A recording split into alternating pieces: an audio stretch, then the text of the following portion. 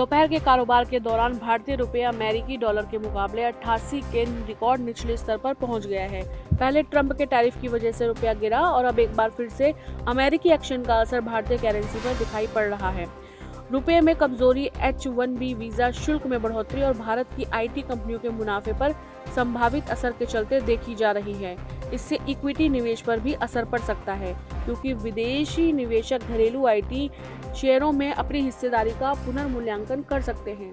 Finrex treasury adviser LLP के treasury प्रमुख और कार्यकारी निदेशक अनिल कुमार भंसाली ने कहा, शुल्क का मुद्दा भारतीय बाजारों को हिला रहा है। विदेशी पोर्टफोलियो निवेशक डॉलर खरीद रहे हैं और शेयर बेच रहे हैं, जिससे उनका पैसा पश्चिमी बाजारों में लग रहा है।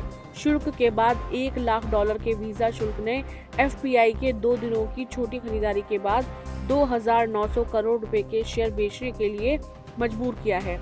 रॉयटर्स ने ANZ बैंक के विदेशी मुद्रा रणनीतिकार धीरज निम के हवाले से कहा है कि रुपये पर टैरिफ 50% तक बढ़ने के कारण दबाव बढ़ गया है और वीजा से जुड़ी हालिया खबरें इक्विटी प्रवाह खासकर IT क्षेत्र के लिए लगातार नकारात्मक हैं।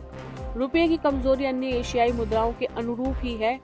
ब्लूमबर्ग के आंकड़ों के अनुसार इंडोनेशियाई रुपया 0.36%, थाई बाट 0.22%, फिलीपीनी पैसो 0.17% और दक्षिणी कोरियाई वॉन 0.14% कमजोर है। अगले साल से H-1B वीजा शुल्क में नई बढ़ोतरी ने कम धन प्रेषक और भारत के IT क्षेत्र से संभावित में चिंताएं पैदा कर दी हैं, जो ऐसे समय में रुपये के लिए दोहरी मार साबित हो सकती है। जब विदेशी निवेश पहले से कमजोर है, FPI ने 2025 में अब तक $15 अरब से ज्यादा मूल्य के भारतीय शेयर बेचे हैं। Bank of Baroda India economic की रिपोर्ट में भी कहा गया है कि वीजा नीतियों के कारण रुपया दबाव में बना हुआ है।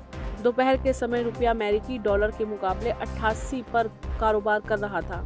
सितंबर में रुपये की यह सबसे बड़ी इंट्राडे गिरावट है, जो एक दिन में डॉलर के मुकाबले 0.51% कम हुई है।